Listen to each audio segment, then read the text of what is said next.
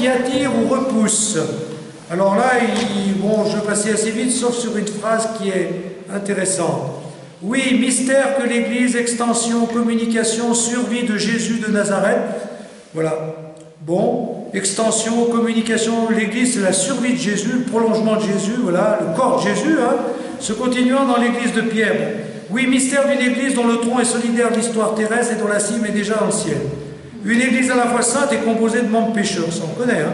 Pour bien goûter cet acte de foi en l'Église que nous livre ici Jacques Love, écoutons encore une fois, évoquer son expérience. Alors voilà. Je choisissais la foi chrétienne, on a vu, hein. Mais où la vivrais-je? Dans l'Église catholique de mon baptême ou dans l'Église protestante de mon catéchisme? Pour ça, je n'en ai pas parlé, mais c'est comme ça qu'il a été élevé. Je ne me doutais pas qu'il me faudrait presque 6 mois pour sortir de ce dilemme.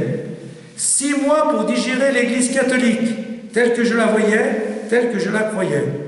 Car au fond, c'est elle qui tout ensemble m'attirait et me repoussait avec le plus de violence.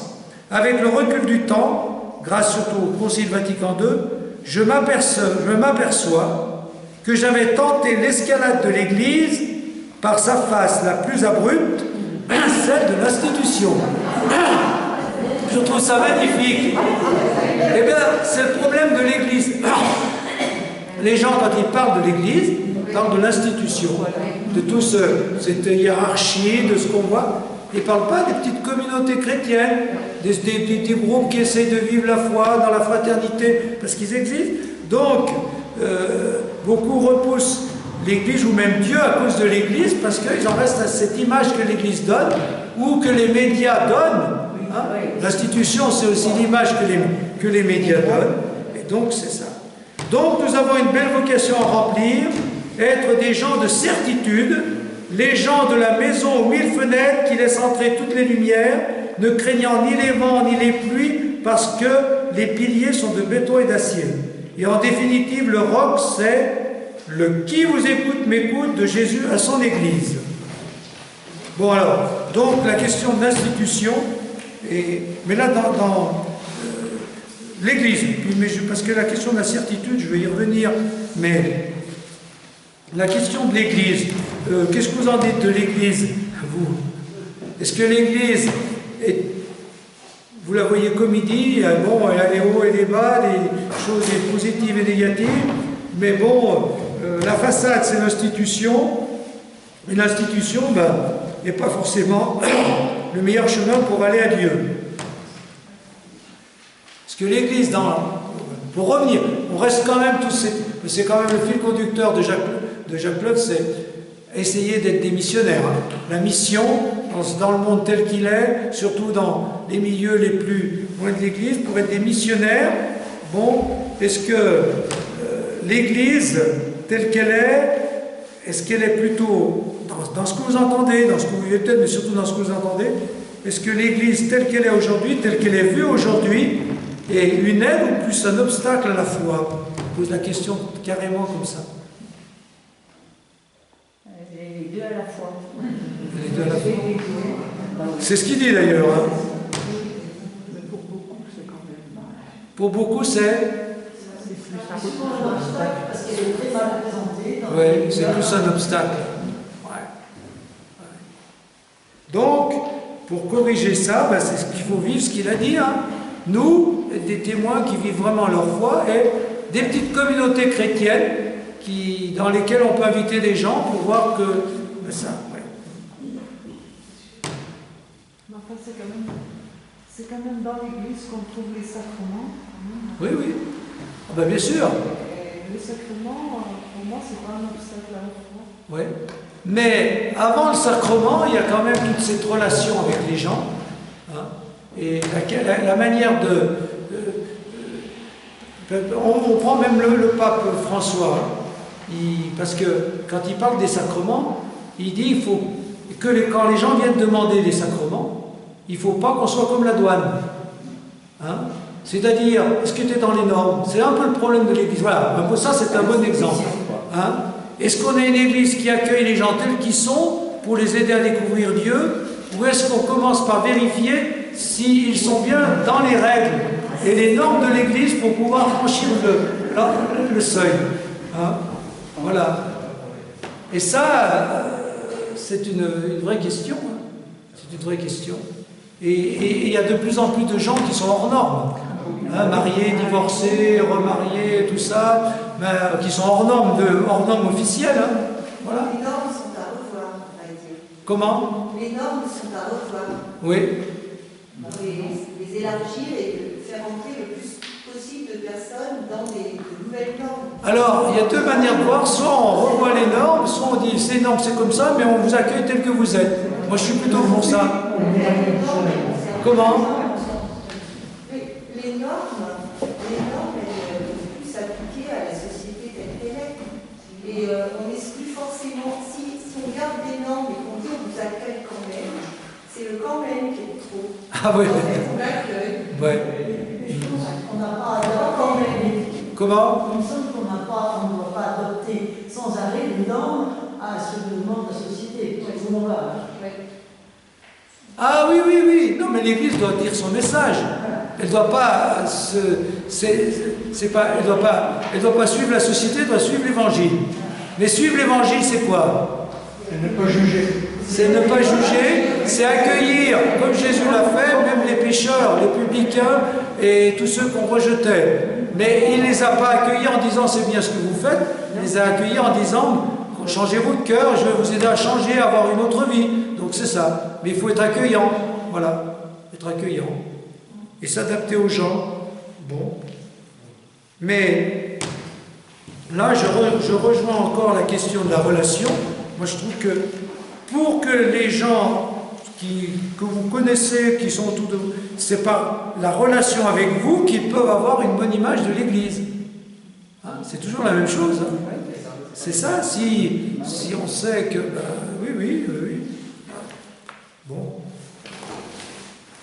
Bon, alors, qu'est-ce qui nous attire et qu'est-ce qui nous repousse dans l'Église? Chacun peut répondre. Voilà. Alors ensuite, je vais peut-être passer là-dessus. Qu'est-ce qui nous attire et qu'est-ce qui nous repousse dans l'Église? Vivre avec le Christ. Bon, ça on l'a déjà un peu dit, donc je vais le relire, mais assez rapidement. Hein. Notre vie de chrétien, ça doit être centré sur le Christ, hein, l'attachement au Christ. Et si on est attaché au Christ et à son message d'amour, hein, pas simplement à la définition Jésus est le Fils de Dieu, ben voilà, on donnera une bonne image de l'Évangile.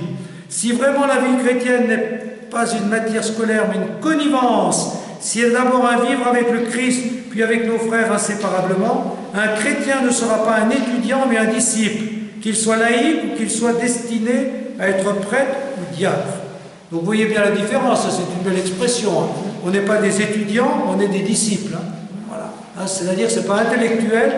La foi chrétienne, c'est un attachement au Christ. On rejoint l'amitié, hein, l'amitié entre nous, l'amitié avec lui. J'ai été amené à étudier sans cesse le mystère de Dieu venant à la rencontre de l'homme dans la personne de Jésus-Christ.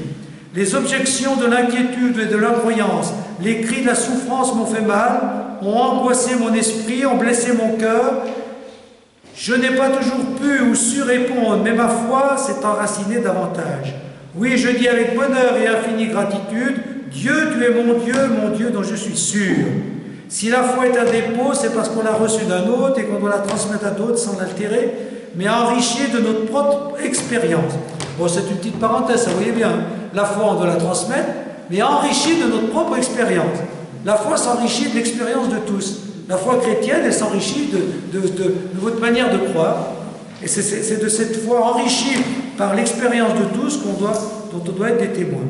On a beau avoir dit soi-même et répété, avoir prêché, expliqué que le christianisme n'est pas seulement une doctrine, mais la rencontre de quelqu'un, l'adhésion à une personne, celle du Seigneur Jésus, qu'un lien réel, mystérieux et fort nous unit à lui, et que cela différencie notre foi de toute autre religion, il n'en reste pas moins que la proportion est infinie des apôtres qui vivent en eux le mystère du Christ et ne se contentent pas de le raconter. Bon, vous voyez ce que ça veut dire, hein? Il ne s'agit pas de raconter l'histoire de Jésus, c'est d'être des disciples, de témoigner. C'est cela que nous avons à vivre, la présence du Christ en moi m'agglutinant à la même présence du Christ en mes frères. D'accord? Le Christ.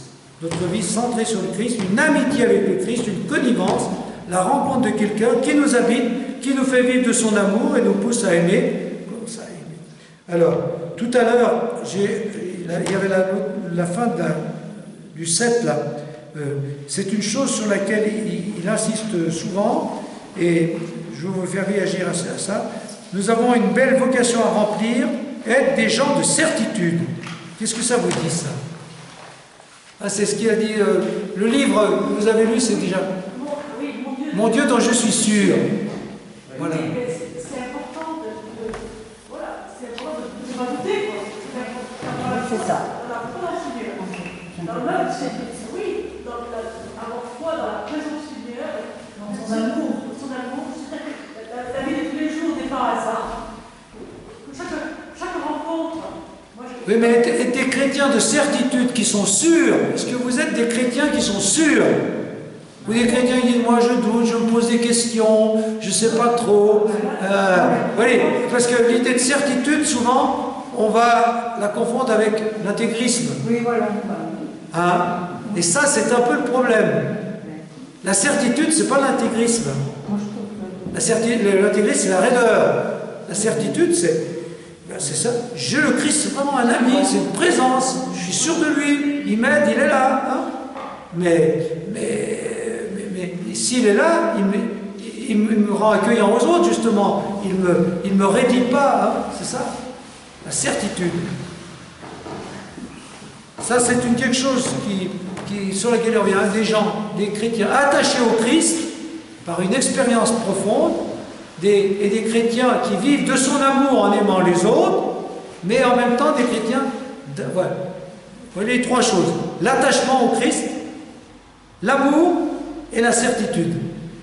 La certitude. Ne pas être sans complexe. Moi, je suis sûr du Christ, osez le dire.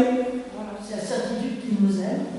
La certitude qui nous aime et la certitude qu'il faut aimer. Voilà. Ouais, autrement, on pourrait dire solide, quoi. Je ne sais pas comment dire. Hein, voilà. Bon, alors, la question de la souffrance. Ça, c'est quelque chose sur lequel on a déjà vu avec d'autres. Souffrir avec Dieu et non contre Dieu. Mais, si c'est Dieu venu partager notre souffrance, alors tout change. Tout change car, si chacune de ces plaies, si chacune de ces insultes, je crois que le C, ça devrait être un S, non? Hein?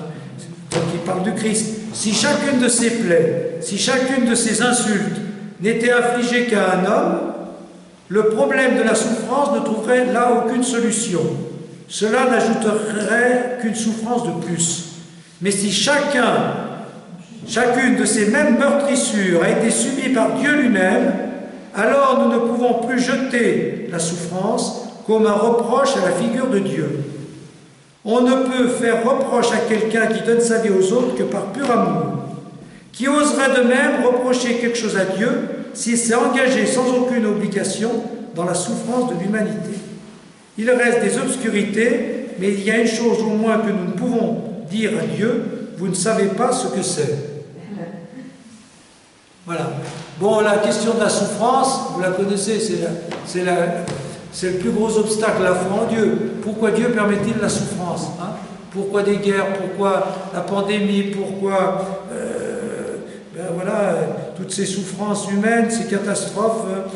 Pourquoi Dieu fait rien? Alors ça, c'est une éternelle question. Donc il y a 1000 réponses, la liberté de l'homme, etc. La création n'est pas achevée.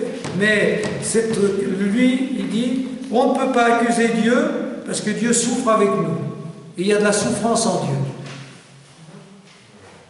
Voilà.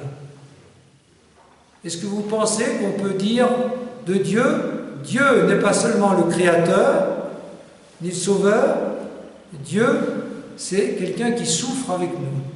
C'est une autre définition de Dieu, hein. C'est une autre définition de Dieu. Hein. Dieu souffre avec nous. Parce que souvent on pense que la souffrance s'oppose à la puissance. Si Dieu était tout puissant, on enlèverait la souffrance. Mais la souffrance fait partie de la définition même de Dieu. Parce que Dieu a un cœur, et quand on a un cœur, on souffre. Il nous aime. Il nous aime. Et c'est parce qu'il nous aime qu'il est venu partager la condition humaine, et dans la condition humaine, il y a ça.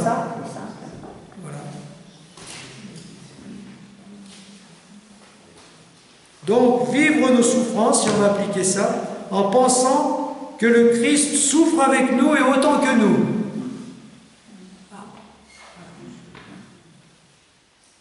Est-ce que vous avez sur la question de la souffrance d'autres réactions? C'est pas forcément... Est-ce que dire ça, ça suffit pour répondre à ceux qui s'interrogent sur Dieu, qui n'empêchent pas la souffrance? Ouais.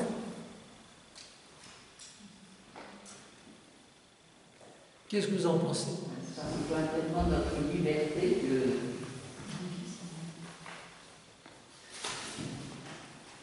Oui, c'est notre liberté, d'accord, mais je veux dire, quand on souffre, est-ce que ça suffit de dire oui, mais Dieu souffre avec moi? Donc quelqu'un qui est en souffrance, on lui dit Dieu souffre avec toi, il n'entendra pas. Il n'entendra pas. Il n'entendra pas. Il entendra peut-être plus tard, on pourra lui dire, mais quand il est dans la souffrance, ça veut lui dire faire quoi? Tu souffres, mais Dieu souffre avec toi. Oui, c'est ça. D'accord. Donc ça reste bien difficile la question. Ça reste difficile, oui. Très difficile. La souffrance est à la hauteur de l'amour porté. Comment? La souffrance est à la hauteur de l'amour qui est porté. Oui. Plus on aime, plus on souffre. Plus on aime, plus on souffre. Plus la souffrance présente est forte. Parce qu'elle est multipliée par l'infini amour de Dieu fait qu'il n'en peut plus de voir l'homme comme il est. Et il en souffre énormément. Et c'est à la hauteur de son amour, donc c'est infini. Oui, ça c'est une belle réponse, ça. Hein. Oui, oui. Oui. Mais on pourrait dire aussi, oui, mais quand on aime et qu'on a les moyens d'aider, il faut aider. Donc si Dieu qui nous aime en souffrant a les moyens de supprimer ou de soulager la souffrance, pourquoi est-ce qu'il ne le fait pas? C'est moi, je fais l'avocat du diable à ce moment. Comment? On n'a pas de réponse. On dit qu'il peut l'impossible. Alors c'est vrai qu'on voudrait lui demander. On peut lui demander. Alors moi je dis qu'il faut l'assaillir. Il faut l'assaillir. Voilà. Tu m'aimes, tu souffres avec moi, mais tu peux me guérir, donc viens me guérir. Voilà. Ah oui, on peut dire ça aussi comme ça. Voilà. La souffrance. Si tu le veux, tu peux. Comment? Si tu le veux, tu peux. Eh oui, si tu veux, ça, c'est dans les miracles. Si tu le veux, tu peux. Et donc pourquoi il ne le veut pas alors qu'il peut? Ben voilà. Ça c'est difficile, mais... Ben voilà. En tout cas, ce qu'on peut dire, c'est qu'il souffre avec nous et qu'il est avec nous pour lutter contre cette souffrance pour nous. Voilà. Mais il ne le fait peut-être pas d'un coup de baguette magique. C'est peut-être ça la réponse. Hein. C'est-à-dire que Dieu, tu peux, mais... Et de toi, le ciel t'aidera. Voilà. Mais il peut, mais mais avec nous. Hein. Donc ça veut dire qu'il va nous aider. Est-ce que tu veux que je fasse pour toi? Voilà. Mais je ne le ferai pas à ta place. Voilà, c'est exactement ça. Mais c'est ce qu'on peut dire de toutes les catastrophes, de tout ça. C'est que Dieu... Mais voilà, s'il y a des inondations, il faut peut-être voir faire... Voilà, faut réfléchir, il faut voir comment prévoir tout ça. Voilà, il y a des choses comme ça. La maladie, tout ça, les échecs, les guerres... Bon. Donc la souffrance, eh bien, Dieu est avec nous et on peut lui dire si tu veux, tu peux, mais aide-toi, le ciel t'aidera, aide-moi à faire ce que je dois faire pour que tu puisses agir comme tu veux agir, c'est-à-dire que tu ne veux pas agir sans moi. C'est ça. Quand on est le sujet de la souffrance, on peut dire ça à Dieu, et quand on est témoin de quelqu'un qui souffre beaucoup et qui a révolté, de lui dire, je dois souffrir, il va souffrir, oui, oui. Mais dans ces cas-là, qu'est-ce qu'on peut faire? On peut faire qu'une chose, être présent. C'est une présence discrète. Et c'est aussi une définition de Dieu. Quand quelqu'un est révolté, on est avec lui, eh ben, il y a au moins ce point d'appui, c'est nous. Même si on ne fait rien. Hein? Et ça se sent peut-être plus qu'on ne croit, et ça a peut-être plus d'efficacité qu'on ne croit.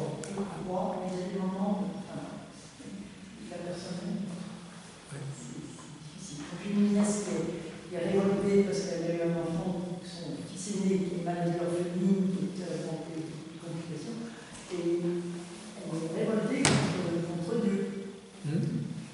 Alors, elle a cherché, puis elle n'a rien à faire. Elle m'a dit c'est débile tout ça, elle a dit, il faut qu'elle a fait.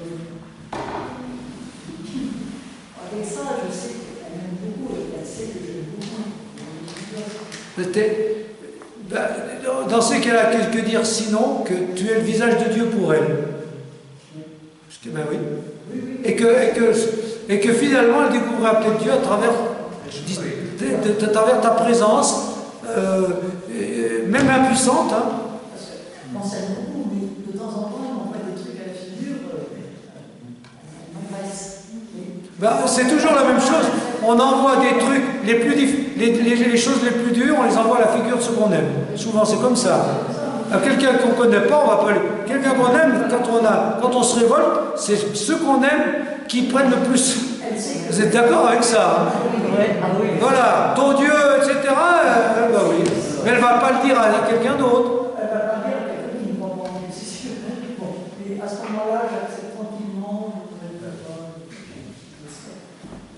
Mais je pense que Dieu lui-même, donc qui souffre avec nous, accepte qu'on se révolte aussi. Hein. Le combat de Jacob, c'est un peu ça. Hein. Et toute la nuit, ils luttent l'un contre l'autre. Et donc, l'ange qui représente Dieu, et Jacob qui lutte comme c'est un combat de judo, tout ça. Et Dieu accepte. Et au contraire, il lui dit, c'est bien ce que tu as fait parce que tu as lutté contre Dieu. Maintenant, tu t'es montré fort contre Dieu. Oui. Dieu gagnera un jour, mais peut-être pas tout de suite. Hein. Voilà. Donc, quelqu'un qui se révolte contre Dieu, c'est qu'il se pose la question de Dieu quand même. Mais au moins ça aussi. Ben oui. Alors, prier pour oxygéner le monde, ça vous êtes bien d'accord, vous direz, hein, vous êtes bien d'accord que la prière, eh bien, permet d'oxygéner le monde, hein, que s'il n'y avait pas des hommes qui prient, le monde étoufferait, donc voilà. Je ne veux pas trop lire. Vive l'amitié, on en a un peu parlé. Alors je vais terminer par allier transcendance et immanence. C'est un peu des mots, des théories, c'est un peu des mots que vous ne devez pas employer tous les jours, hein, mais ça résume bien tout ce qu'il nous a dit. Hein. Donc avant de lire, je vous dis ça. Il faut à la fois que comme le fil conducteur c'est la mission et qu'il y a la question des prêtres ouvriers, il dit que à la fois il faut être dans l'immanence, c'est-à-dire sur le terrain, partager la vie, être noyé dans la vie des gens. L'immanence c'est à ras du sol, hein, et la transcendance c'est ça. Représenter Dieu et représenter une dimension de Dieu qui est tout autre. Alors la question des prêtres ouvriers c'était aussi celle-là. Ils étaient immergés dans le monde ouvrier, mais ils ne représentaient pas assez un Dieu au-delà de tout ce qu'on vit, au-dessus de tout ce qu'on vit. Hein, voilà. Alors, et pour le prêtre, est-ce que le prêtre doit être un ami des hommes ou est-ce qu'il doit représenter cette dimension verticale qui est d'être au-dessus des hommes? Voilà. Les deux. Est-ce que... Oui, les deux. C'est ça. Est-ce qu'on est avec les gens ou est-ce qu'on représente... Oui, est-ce qu'on est avec les gens ou en même temps... Je dis pas au-dessus, mais comment dire? Si, un peu, voilà. On représente ça, voilà. Tirer vers le haut. Voilà, tirer vers le haut. Voilà. La hauteur. Voilà, c'est ça. On est avec les gens, mais pour leur dire, il y a autre chose. Hein, le doigt. C'est ce que représentent nos églises. Hein. C'est ça. Nos églises, c'est ce qu'elles ont toujours voulu être. Elles sont dans les villages, au cœur du village, mais il y a le clocher.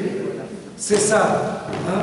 Et donc, oui, s'il n'y a que le clocher, ça veut dire que c'est inaccessible. S'il n'y a que la hauteur, et s'il n'y a que le partage avec les hommes, il manque la hauteur. Oui. C'est un peu la croix, l'horizontale avec les hommes. Tu peux dire l'horizontale. On partage la vie des hommes, y compris la souffrance, dans l'amour, mais en même temps, il faut s'élever vers Dieu. Et on doit tous représenter ça. Alors, allié, transcendance et immanence. Le père provincial vous a peut-être dit que depuis près de 3 ans, j'ai été rejeté par la presque unanimité des prêtres ouvriers. C'est dire que ce n'est pas aujourd'hui seulement que j'ai souffert pour que l'évangile pénètre dans les masses ouvrières non chrétiennes. Je m'étais séparé de mes compagnons de mission car j'estimais que leurs engagements dans le temporel faussaient leur rôle de porteur de la bonne nouvelle du Christ Jésus et qu'inconsciemment ils s'orientaient vers des buts humains et non vers cette libération unique que notre Seigneur seul peut donner. Bon, ça, je reprends ce qu'on a toujours dit, ce que j'ai dit depuis le début. Se séparer de l'engagement temporel n'est pas se désolidariser des hommes et de leur existence, mais faire jouer à plat la transcendance et l'immanence là où l'on vit. Si notre immanence est toute liée à la transcendance, il en résultera une manière de vivre où insertion et séparation constitueront aux yeux de tous le témoignage visible de notre vie, pris d'entre les hommes, établi pour intervenir en faveur des hommes dans leur relation avec Dieu. Ça va, vous comprenez ça, hein? Voilà. L'immanence, on est avec les gens, mais des moments, on présente autre chose. Hein? Voilà. Un tel tiraillement ne pouvait pas résister sans l'appui d'une communauté fraternelle de foi. En disant notre Père, nous accueillons le Dieu tout autre, mystérieux, parfois terrifiant. Nous accueillons le Dieu tout autre, mystérieux, parfois terrifiant, en un Dieu tout proche. Je sais pas, il y a le an, je ne sais pas ce que c'est. Hein. En un Dieu tout proche, attrayant et aimant. Voilà, Dieu, il est tout ça à la fois. Hein. Il est à la fois tout autre, mystérieux, transcendant, terrifiant parfois, et en même temps il est proche, attrayant et aimant. Voilà. Jacques Leuve aimait à rappeler qu'on ne traite pas Dieu comme un copain ou un domestique chargé de faire nos commissions. Va-t'en me chercher ça, va-t'en me donner. Hein. Donc, vous voyez ce partage entre la transcendance. Dieu est tout autre. C'est pas simplement un copain, mais en même temps c'est un ami. Vous voyez, il y a toujours ça. Et ben, nous c'est pareil, être l'ami des hommes, être l'ami des autres, avoir des relations fraternelles avec les autres, mais en même temps représenter une autre dimension, celle de Dieu, d'un Dieu qui est tout autre et qui nous fait vivre tout autrement. Donc, voilà. Donc la conclusion de tout ça, c'est vivre nos engagements humains ou religieux en les ressourçant spirituellement et communautairement. Hein, ressourcement. Bon, avant de dire la prière, on ne va pas toutes les lire, mais là, il y en a une qui va bien, c'est la plus longue, et qui conclura bien tout ça. Qu'est-ce que vous pouvez réagir encore sur tout ce qui vient d'être dit, hein? Est-ce qu'il y a d'autres réactions que celles qu'on a déjà eues? On a déjà bien partagé quand même, hein? Vous avez bien réagi. Est-ce que quelqu'un veut ressouligner autre chose ou...